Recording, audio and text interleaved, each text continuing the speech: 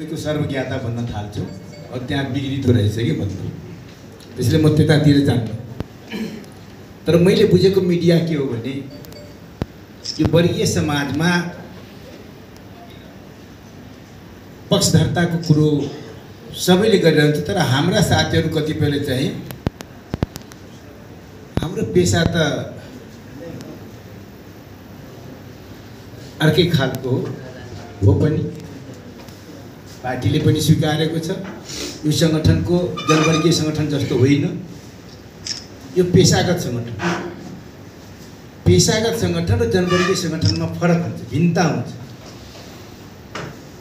पेशावालाहरूको आफ्नै ढङ्गको हुन्छ तर मूल फेरि के हुन्छ भने मैले बुझेको हामी कस्तो दृष्टिकोण बोकेका छौँ हामी मुख्य कुरा दृष्टिकोणको हुन्छ हामी यदि मालेमावादलाई स्वीकार्छौँ मालेमावाद त उत्पीडित वर्ग समुदायको पक्षधर हो क्रान्तिको हतियार हो तर हाम्रो कस्तो भयो भने यता आएर यो जनयुद्ध पछिको कुरा मैले गरिरहेको छु हाम्रो विचार कार्यदिशा एउटा हुने र हाम्रो व्यवहार चाहिँ अर्को हुने तपाईहरुको मात्रै होइन हाम्रै कुरा गरिरहेको छु तपाईहरुलाई लाग्यो कि हामीलाई भनिरहेको छ हाम्रो कुरा गरिरहेको छ हाम्रोमा फेरि हामी सबै पढ्छौँ पार्टी पनि पढ्छ पेशागत संगठन पनि पढ्छ जनवर्गीय संगठन पनि पढ्छ जातीय मोर्चाहरू पनि पढ्छ सबै पढ्छ त्यो अनुसारको यदि हाम्रो व्यवहार भइदिएको भए हाम्रो यो अवस्था हुने थिएन हामी सबै खालको उतार चढावबाट मतलब यो आन्दोलनमा सहभागी हुँदै सबैजना आएका छौँ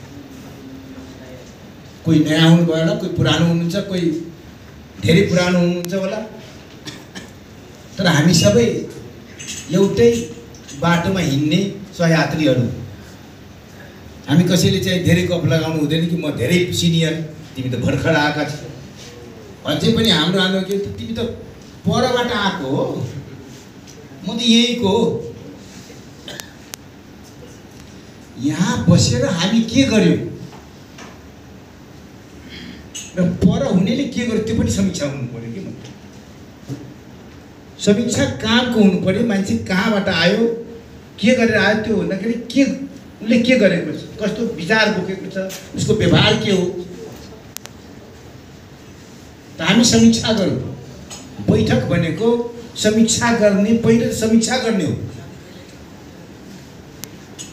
हामी कति समीक्षा गर्यौँ यहाँ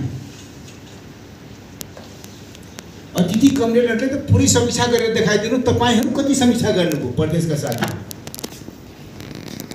यो पहिलो बैठक भएर पनि होला अतिथिहरूले चाहिँ धेरै मेहनत गर्ने अरू साथीहरूले चाहिँ सुन्ने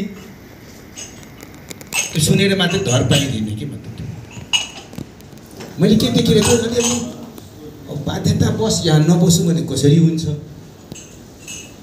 अन्त जाँगर जस्तो छैन क्या बैठकमा त्यसरी एकातिर अध्यक्ष कमरेडले भने चाहिँ यो हिजोको जनमुक्ति सेना र आजको यो पत्रकारहरू सेना सेनाको जस्तै त बस्नु पर्यो नि त सेनाकै जस्तै सुन्नु पर्यो र बैठकले निर्णय गरेकोलाई चाहिँ आदेश मान्नु पर्यो व्यक्तिको आदेश म तपाईहरुलाई मान्न भन्दिनँ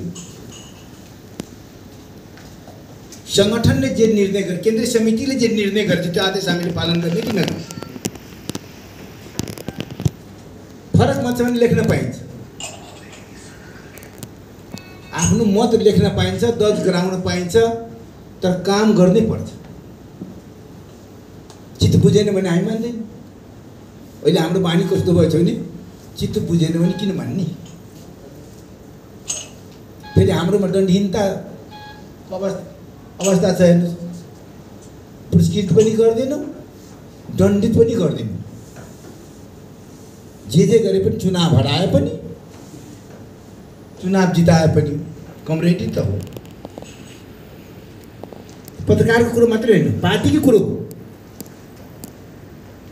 त तपाईँ पत्रकारहरू त झन्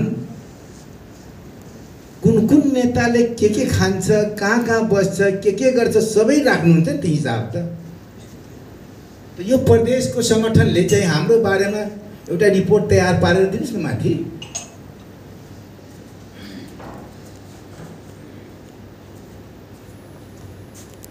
कि यो नेताहरू बदमासी गरिरहेछ, चाहे यो नेताहरू फिल्डमा खटिरहेको छ, त्यो गर्नु त हेर्नु त पार्टी कसरी अगाडि बढ्छ। छैन। मलाई भन्नुहुन्छ, तपाईँहरू भन्नुहुन्छ पार्टीले यहाँ कमरेडले राख्नुको पहिलो त राम्रो गर्नुभएछ, पार्टीले व्यवस्था गर्यो नि। कहिले मलाई पार्टीले सोधे म इन्चार्ज भएर आएपछि मैले व्यवस्था गरेछु भने भन्नु पर्यो। त खसी बकरी एकै धोक्री बनाइदिएपछि त त्यो त राम्रो होइन, अन्याय हुन्छ के।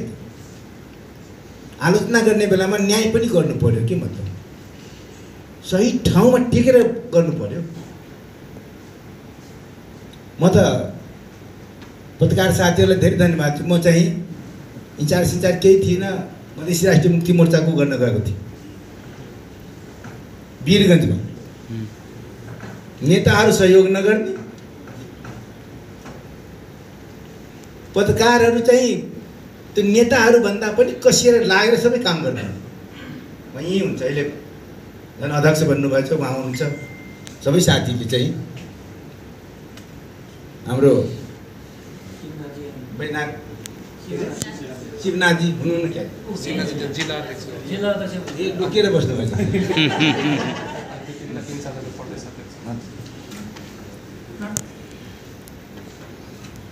उहाँ नभइदिएको भए हामीलाई गाह्रो हुन्थ्यो। त्यहाँ अब त्यहाँ चाहिँ गोविन्दजीको उसले पनि होला सायद, त्यहाँ अलि उहाँ बढी बस्नुहुन्छ त्यही, त्यसले त्यसको पनि प्रभाव होला। म चाहिँ तपाईँहरूसँग के प्रतिबद्धता, पहिलो मेरो प्रतिबद्धता के हुन्छ भने म इन्चार्ज रहन्जेलसम्म तपाईँहरूलाई परेको बेलामा म सँगै हुन्छु र तपाईँहरू पनि पार्टीलाई परेको बेलामा सँगै हुनु पर्यो नि त।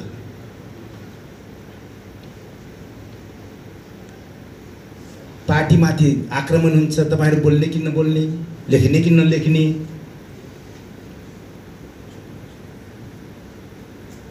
तर अहिले के भयो भने पुरै आन्दोलन, माओवादी आन्दोलन अर्थवादमा फसेको छ हेर्नुहोस्।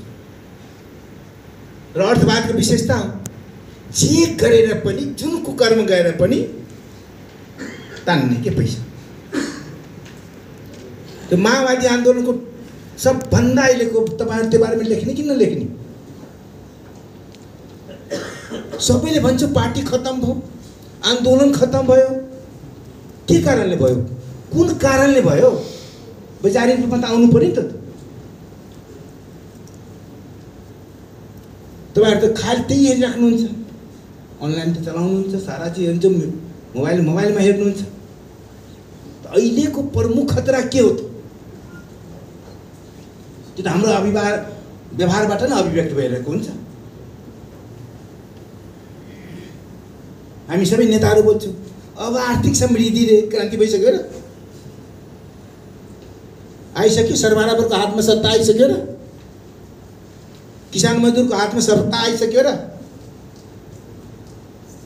फटाहाहरूसँग हामी बस्नु परेको छ, फटाहाहरूको हातमा सबै चिज आएको छ।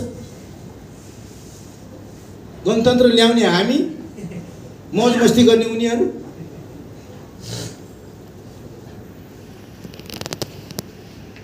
त्यसरी चाहिँ मेरो आग्रह कहाँनिर हो भने हाम्रो आन्दोलन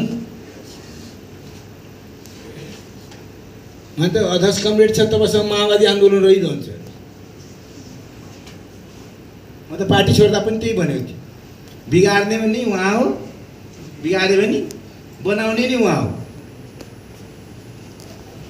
हामी अहिले चाहिँ कोही फुर्ती लगाएर हुँदैन।